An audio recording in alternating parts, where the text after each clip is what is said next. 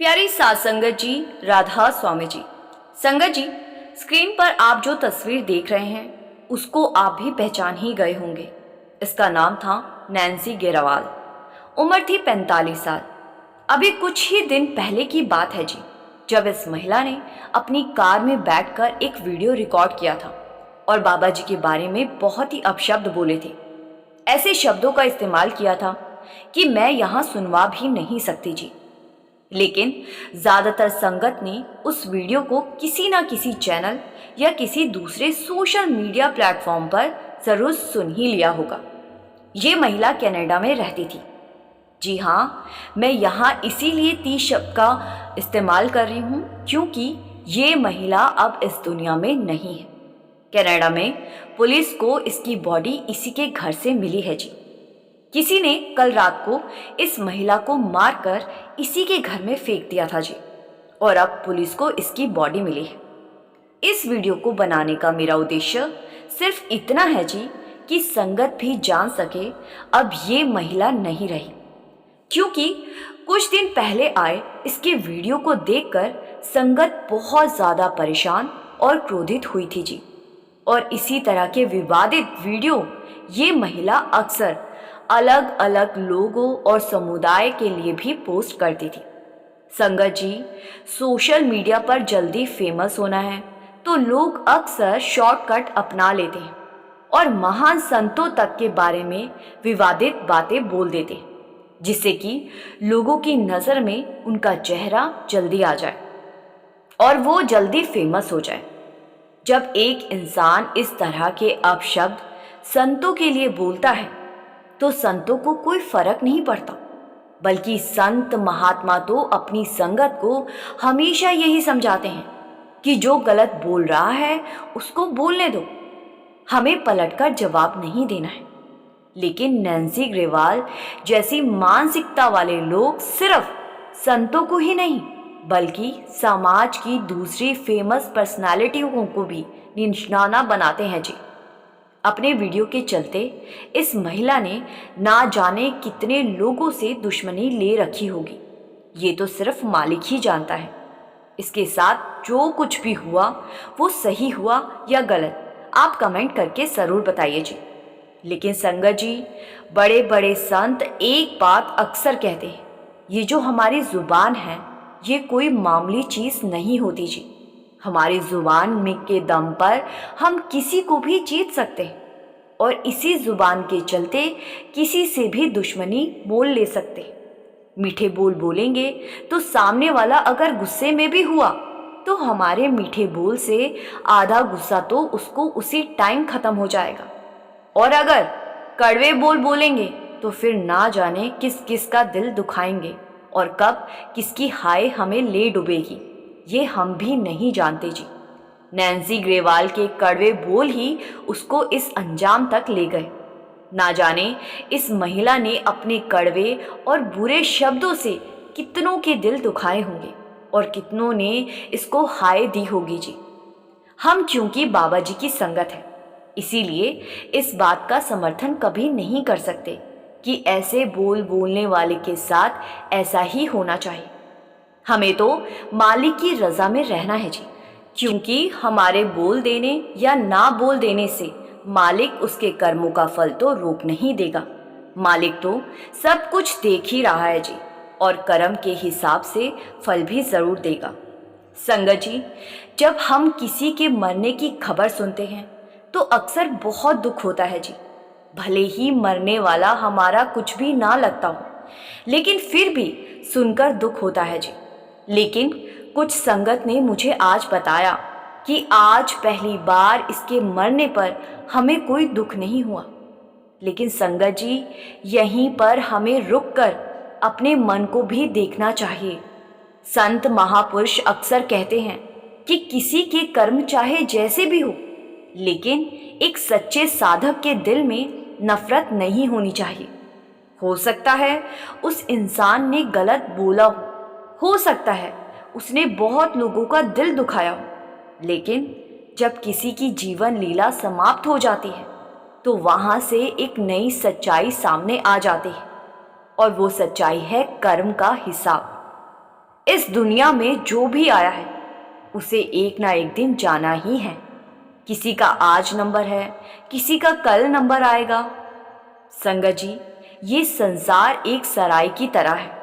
हम सब यहाँ कुछ समय के मेहमान हैं, लेकिन जब हम इस दुनिया से जाते हैं तो हमारे साथ क्या जाता है? ना धन जाता है, ना शोहरत जाती है, ना सोशल मीडिया की फेम जाती है। अगर कुछ साथ जाता है तो वो है हमारे कर्म और हमारे बोल, और हमारे जाने के बाद हमारे पीछे रह जाता है हमारी यादें। इसीलिए हमें ऐसा कोई काम नहीं करना है कि हमारे जाने के बाद दुनिया हमारे बारे में ये कहे कि अच्छा हुआ जो चला गया। यही बात संत महापुरुष बार बार समझाते हैं, क्योंकि इंसान के बोल उसकी पहचान बन जाते हैं।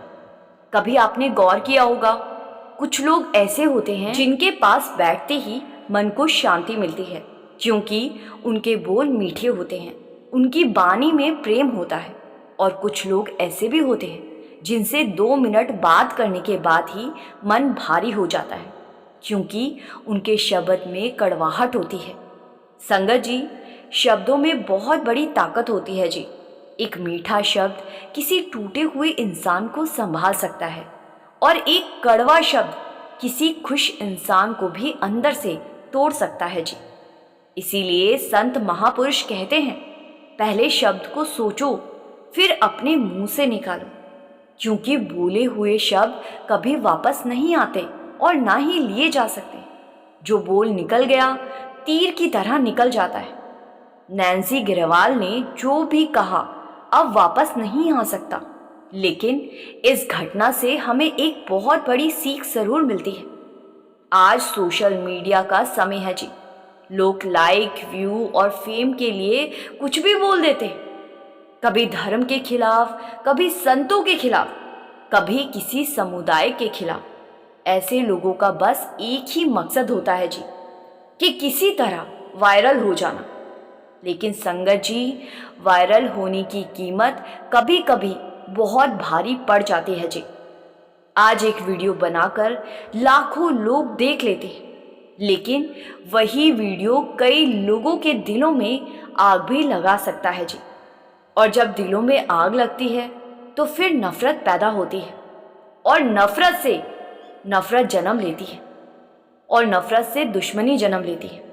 नैन्सी ग्रेवाल के मामले में भी कुछ ऐसा ही हुआ होगा। हालांकि हम इस बात की पुष्टि नहीं कर रहे कि उसको मारने वाले ने किस कारण से उसको मारा होगा, लेकिन ये बात भी सच है जी कि उसने ना जाने कितने लोगों को अपनी बातों से आहत किया होगा, किस किस के दिल को चोट लगाई होगी। ये तो वही जानता है जो ये सब कुछ देख रहा है, और वो है मालिक। लेकिन संगत जी, यहाँ हमें एक और बात समझनी चाहिए। संत महापुरुष तो समुंदर की तरह होते हैं। कोई उसमें गंदगी डाल दे तो भी समुंदर छोटा नहीं होता। संतों का दिल इतना विशाल होता है कि वो हर इंसान के लिए भलाई ही चाहते हैं। बाबा जैमल सिंह जी के टाइम में एक सत्संगी ने बाबा जी को कहा था कि बाबा जी, फलाना आदमी आपके बारे में बहुत ही गलत बोलता है और मुझसे ये सब नहीं देखा जाता, मुझसे सहा नहीं जाता। तो बाबा जी का जवाब था कि कोई बात नहीं, तुम उसको बोलने दो, मैं उसको भी पार लगाऊंगा। अब ये सुनकर सत्संगी भाई कहने लगा कि बाबा जी, लेकिन वो तो आपके बारे में गलत बोलता है, फिर भी आप उसको पार लगाओगे। तो बाबा जी ने जवाब दिया कि गलत बोलता है तो इसका मतलब वो मुझे याद करता है, और जो मुझे याद करेगा उसको मैं पार लगाऊंगा। संगत जी, इस बात का मतलब साफ है कि संतों के दिलों में कभी किसी के लिए बैर या ईर्ष्या नहीं होती जी। भले ही कोई संत को गलत भी बोले, लेकिन संगत जी, जब संगत जब अपने गुरु के बारे में किसी के मुंह से गलत सुनती है तो अक्सर उससे बहस करने लगती है, क्योंकि हम साधारण इंसान हैं, हमारी सोच संतों जैसी नहीं होती। संगत जी, अगर हम सच में बाबा जी की संगत है तो हमें एक बात अपने जीवन में ज़रूर अपनानी चाहिए जी। कभी किसी के लिए बुरा मत बोलो, क्योंकि हम नहीं जानते कौन सा शब्द कब किसका दिल तोड़ देगा।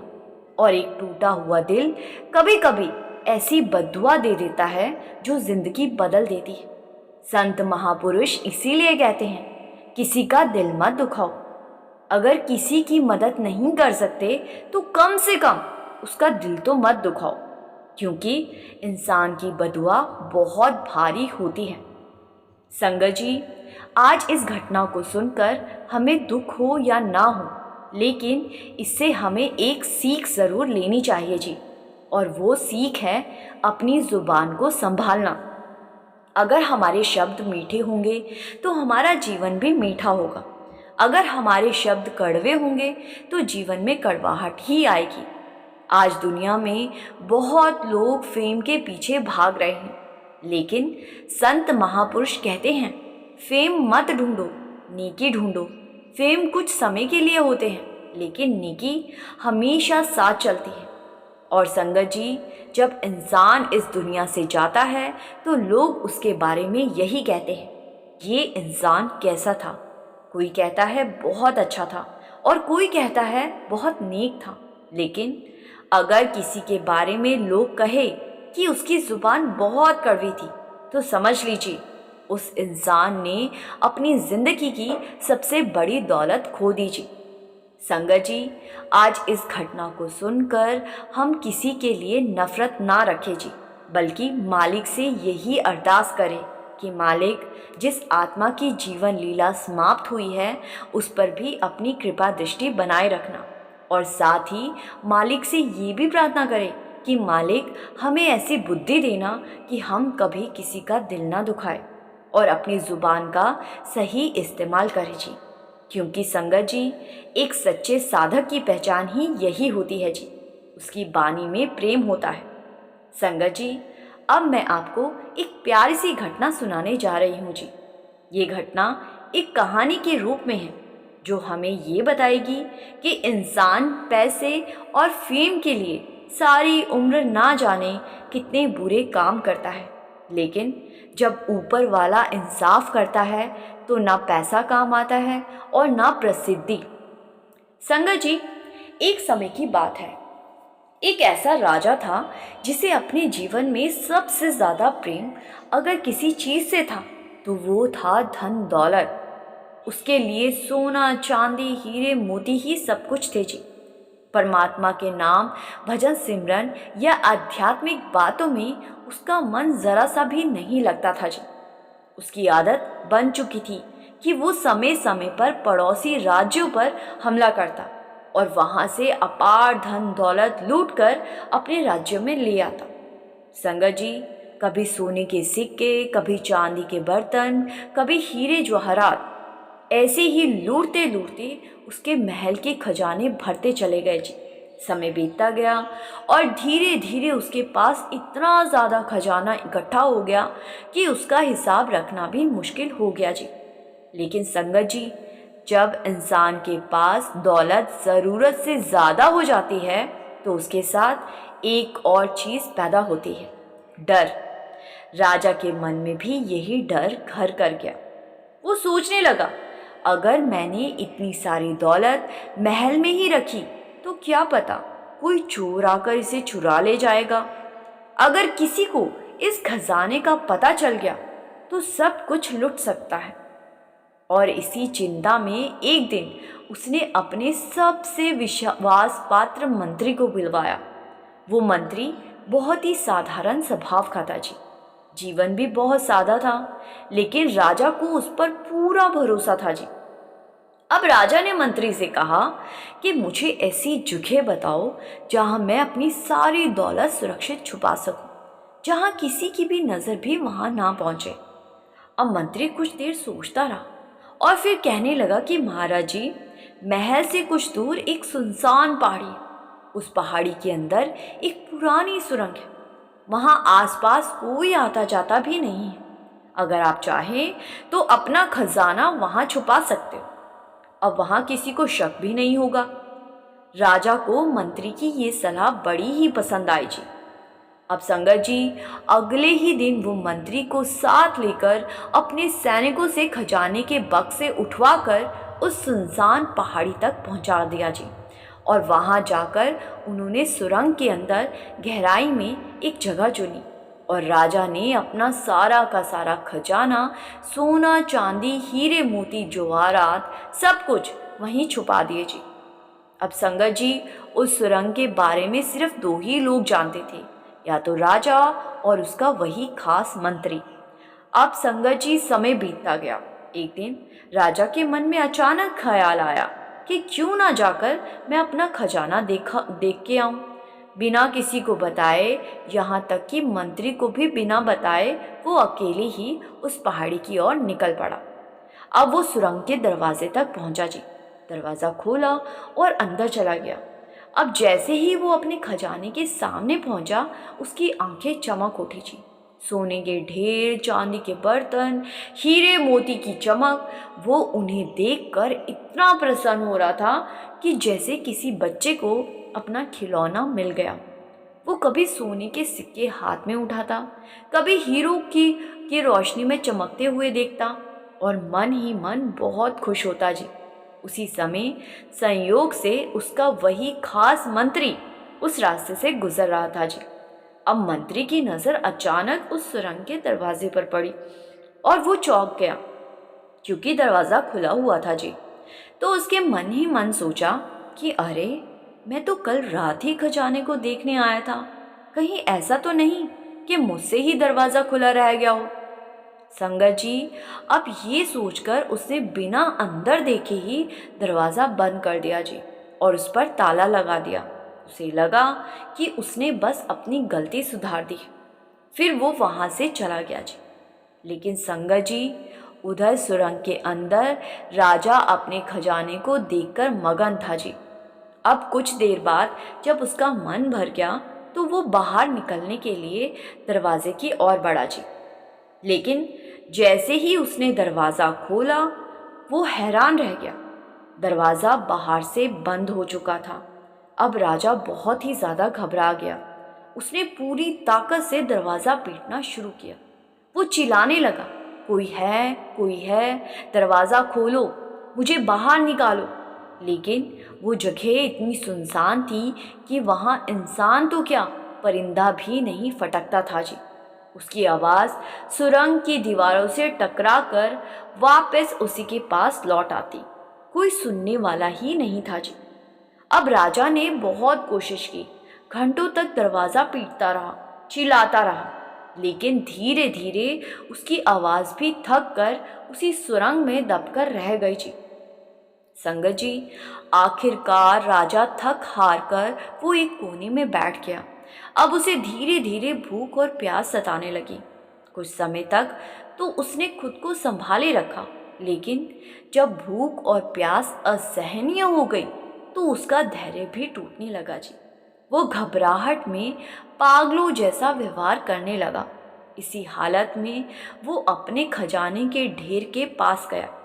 चारों तरफ सोना, चांदी, हीरे, मोती और जवाहरात बिखरे पड़े थे। लेकिन उस समय उसे ऐसा महसूस हुआ कि मानो ये सब चीज़ें उससे कह रही है कि ये राजा, ये देख, तेरी सारी उम्र की कमाई तेरे सामने पड़ी है।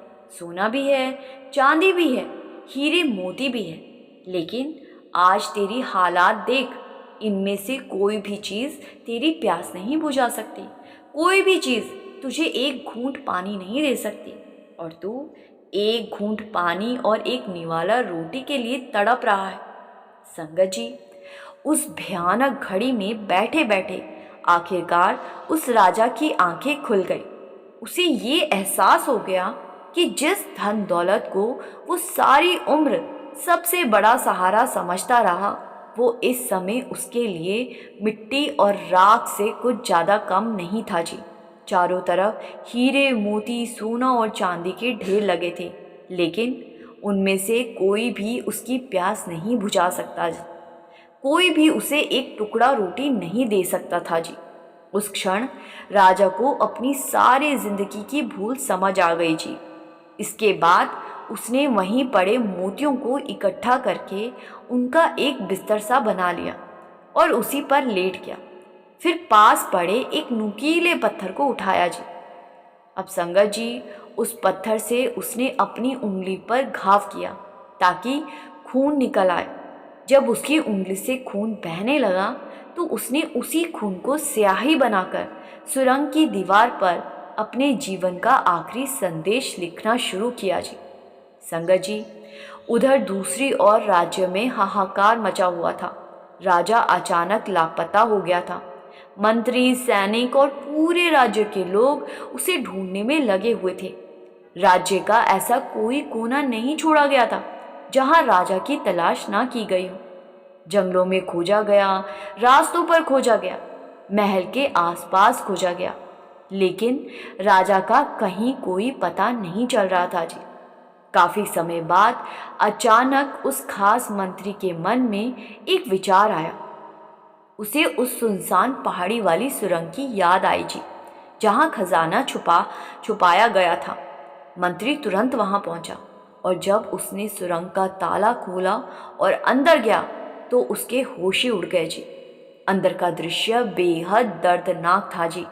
राजा हीरे और मोतियों से बने उसी बिस्तर पर मृत अवस्था में पड़ा हुआ था।